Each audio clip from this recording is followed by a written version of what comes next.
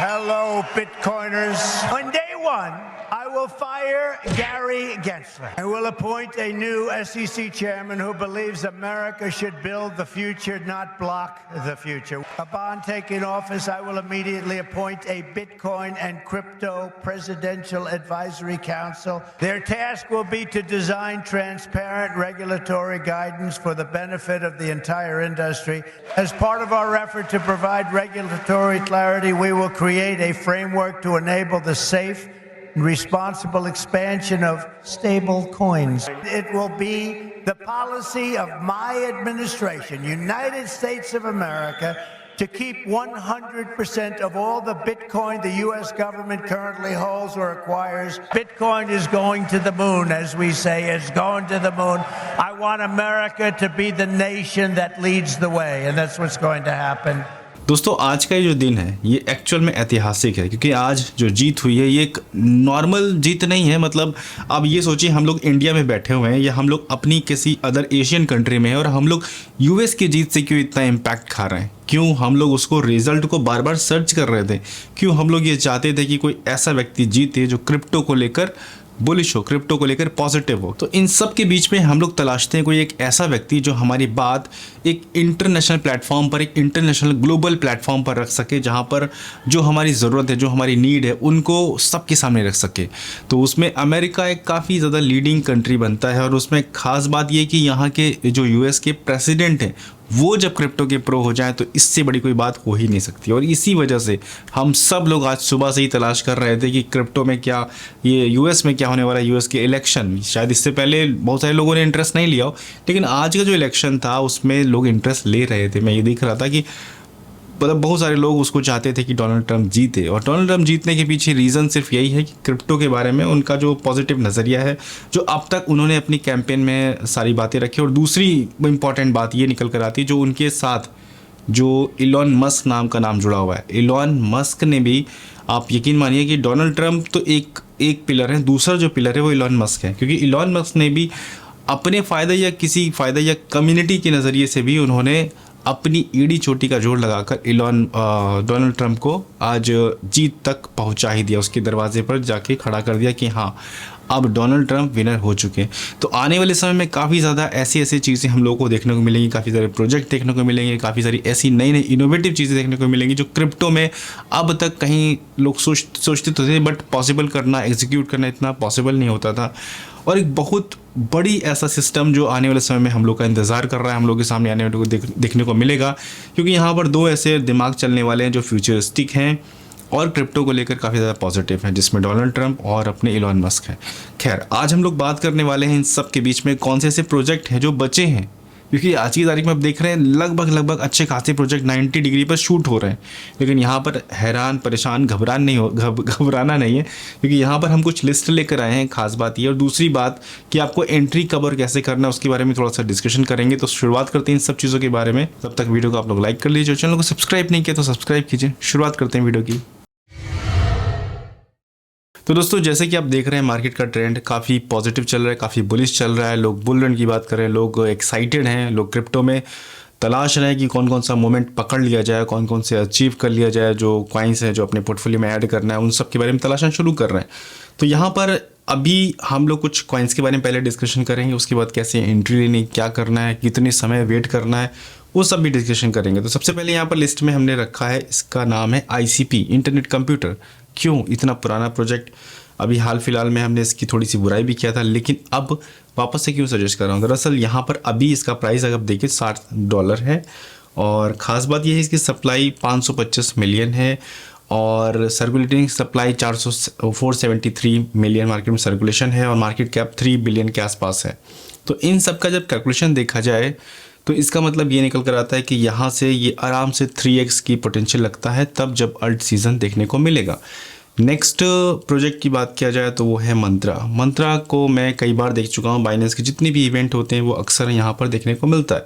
अब बाइनेंस के इवेंट में देखने को मिलता है इसका मतलब नहीं, मतलब ये है कि यहाँ पर इसके CEO से हमारी डिस्कशन हुआ, इनके जो टीम थे उनसे डिस्कशन हुआ, और ये अपने यूज़ केस पर काफ़ी ज़्यादा अच्छे से काम करो। इस बुल रन में जो नेक्स्ट हम लोग का अल्ट सीज़न देखने को मिलेगा उसमें ये एक ऐसे प्रोजेक्ट की लिस्ट में शामिल होगा, मतलब ऐसे प्रोजेक्ट की लिस्ट में आएगा जिसमें कुछ अच्छे जो टॉप के प्रोजेक्ट होते हैं उनकी लिस्ट में ये रहेगा मंत्रा। नेक्स्ट प्रोजेक्ट जो हमने रखा है उसका नाम है इथेरियम क्लासिक। इथेरियम क्लासिक इसलिए क्योंकि ये आज भी पुराने पैटर्न पे चल रहा है, प्रूफ ऑफ वर्क पर ये कर रहा है, जहाँ पर अच्छे खासे प्रोजेक्ट प्रूफ ऑफ स्टेक पर शिफ्ट हो चुके हैं धीरे धीरे, लेकिन ये आज भी स्लो चल रहा है। बट यहाँ पर खास बात ये है कि इसकी सप्लाई एकदम से मार्केट में मतलब जैसे जैसे लोग रिलीज़ करते हैं वैसा यहाँ सिस्टम नहीं है। ये धीरे धीरे जैसे जैसे लोग माइन करेंगे वैसे वैसे ये प्रोजेक्ट मार्केट में रिलीज़ होगा।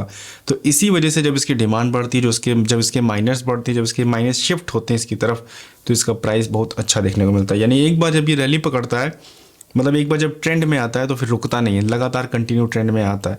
पिछले बुल रन का हम लोग अगर ऑल टाइम हाई देखा जाए तो यहाँ पर ऑल टाइम हाई $167 था, और अभी आप देखिए यहाँ पर $19 पर पड़ा हुआ है, बहुत लो है। यानी जिस समय हाइप इसकी आएगी लोग माइनिंग भी करेंगे बढ़ा के, जो अलग अलग प्रोजेक्ट्स में प्रूफ ऑफ वर्क वाले शिफ्ट हुए थे वो सब इसकी तरफ आ जाएंगे। तो इस हिसाब से इसकी अच्छी खासी हाइप देखने को मिलेगी, और डिमांड मार्केट में बढ़ती है, और डिमांड सप्लाई का ही पूरा गेम है। और इसकी सप्लाई प्रूफ ऑफ वर्क की वजह से यहाँ पर एक ऐसा नहीं है कि मार्केट में जितनी चाहे उतनी निकाल दी जाए। तो ये एक अजीब इत्तेफाक होता है कि जहाँ पर अच्छे अच्छे वर्क प्रोजेक्ट पीछे रह जाते हैं, और कुछ ऐसा एक अजीब से सिस्टम को फॉलो करने वाले जो पुराने पैटर्न पर चल रहा है वो अचानक से मार्केट में काफ़ी ज़्यादा हाईलाइट हो जाता है। तो इसको यहाँ ध्यान में रखिए।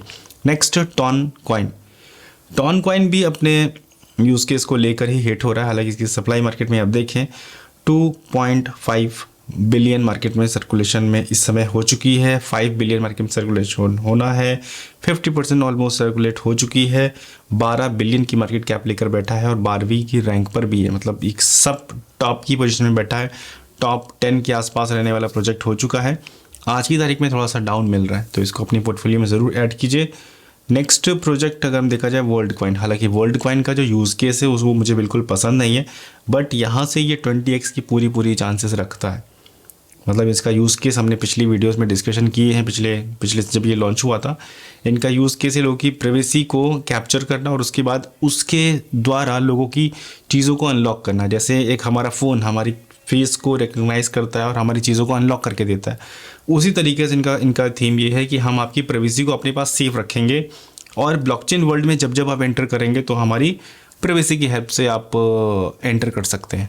तो मुझे ऐसा लगता है कि प्राइवेसी अगर एक कोई वर्ल्ड कॉइन जैसे सेंट्रलाइज प्रोजेक्ट के पास अगर आ जाती है तो मेरे ख्याल से आने वाले समय में ये एक थ्रेड साबित होगा कि हमारा कोई चीज़ अनलॉक हो जा रही है, हमारी ये चीज़ अनलॉक हो जा रही है। जब ये प्रोजेक्ट किसी के सगे नहीं होते, प्रोजेक्ट अपना प्रॉफिट कमाने आते हैं और फिर वो बाहर हो जाते हैं। तो उस ऐसे प्रोजेक्ट पर अपनी प्राइवेसी देना मुझे बिल्कुल नापसंद है, और इस वजह से हमने इसका यूज़ केस के लिए कोई भी अप्रिसिएशन नहीं दिखाया है। लेकिन मैं जो इसका मार्केट में डिमांड देखता हूँ उसके बावजूद भी लोग इसको काफ़ी ज़्यादा हाथों हाथ लेते हैं। तो पिछले अगर ऑल टाइम हाई देखा जाए यहाँ पर तो $11 के आसपास हो चुका है, यानी कि यहाँ से आराम से 5x, और हम ये एक्सपेक्ट कर रहे हैं आराम से 10x या उससे प्लस देखने को मिल सकता है। तो इसको लिस्ट में हम ऐड किया जा सकता है। नेक्स्ट प्रोजेक्ट है सुई अभी अपनी ATH के आसपास चल रहा है। तो अभी हम लोगों ने इसको कुछ निकाला, 50% सप्लाई निकाली है। हालांकि इसको वापस से अपनी पोर्टफोलियो में रखना है, सिर्फ 50% ही निकाली, और आने वाले समय में जैसे ही हमको देखने को मिलेगा 1.6-1.5 के आसपास वापस से इसको बाई किया जाएगा।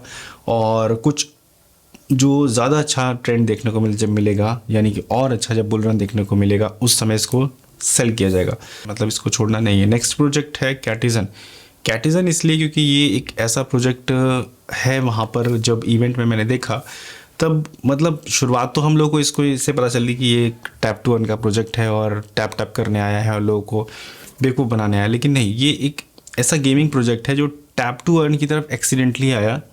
मतलब इनका थीम ये नहीं है, इनका थीम कुछ और है। इनका थीम है गेम लॉन्च करना, तो गेमिंग लॉन्च करना इनका थीम है, और इस पैटर्न पर ये कई back to back game launch करने वाले हैं।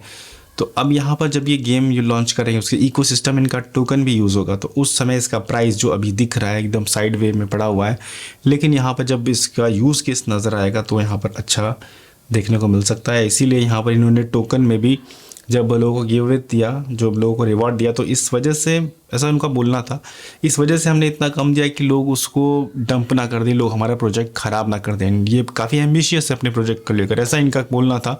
फिलहाल हम इस चीज़ से अभी एग्री नहीं करते हैं। हम इस चीज़ को समझते हैं कि आपने लोगों से हार्डवर्क कराया तो उनका रिस्पॉन्स, उनका रिजल्ट देना ज़रूरी है। तो अब इस टोकन को लेकर अगर हम बात किया जाए तो यहाँ पर अभी इसमें चांसेस हैं अच्छे खासे। तो अगर आपके पास ये है बहुत अच्छी बात है, नहीं है तो थोड़ा बहुत ऐड कर सकते हैं। बाइनेंस पर अवेलेबल है या और भी जो एक्सचेंजेस हैं उन पर ये अवेलेबल है, तो ये चीज़ को आप ऐड कर सकते हैं। तो ये थे कुछ कॉइन्स प्रोजेक्ट्स जिनको आप अभी अपनी लिस्ट में इमीडिएट ऐड करें ना करें, लेकिन ध्यान में ज़रूर रखिए क्योंकि आने वाले समय में इनका ट्रेंड अच्छा देखने को मिल सकता है। और ये जो ट्रेंड अभी चला है, अभी जो एकदम से मार्केट में 90 डिग्री का चेंज देखने को मिला है, तो इसमें थोड़ा सा वेट कीजिएगा। जैसे ही प्रोजेक्ट डाउन होते हैं उसमें उस समय एंट्री बनाएंगे ताकि आपको ईजिली जब कुछ डिस्काउंट पे बाय करने को मिलता है तभी आप उसकी रियल पोटेंशियल को आराम से अचीव कर सकते हैं और अच्छे से अच्छा प्रॉफिट ले सकते हैं। तो ये सारा नेगोशिएशन मार्केट में करना चाहिए। अब तक अगर हमने किया है बहुत अच्छी बात है, और नहीं किया है तो भी करना शुरू कीजिए। और वीडियो को लाइक नहीं किया तो लाइक कीजिए, चैनल को सब्सक्राइब नहीं किया सब्सक्राइब कीजिए। मिलते हैं नेक्स्ट वीडियो में। Thank you so much video देखने के लिए।